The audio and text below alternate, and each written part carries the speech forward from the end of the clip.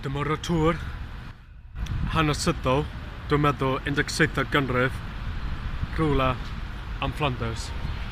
Sios o bara dwi'n hodfoig Lawrence Borio cael o gyfeillion sy'n rwy'n teilon sy'n dwi.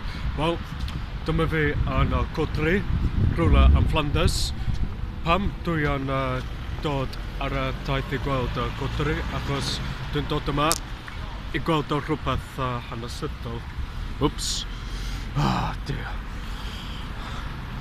Mae yna lot o noddach i creu fideos yn Glybawg yn edrach na yn Chymru.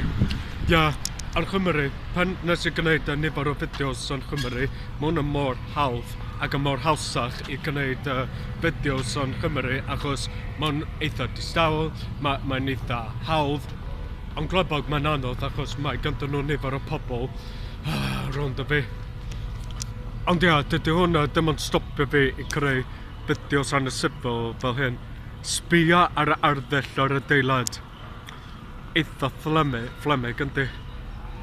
A ti'n gweld hyn, mae hwn yn Cadeilan. Dwi ddim yn gwybod beth yw enw Cadeilan, ond mi wna i darganfod hyn wedyn nes ymlaen.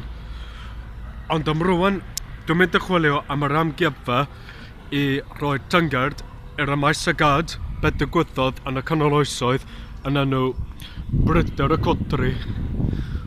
Ond ble o'n union yw, dwi'n meddwl ffordd ymlaen ar y machnad.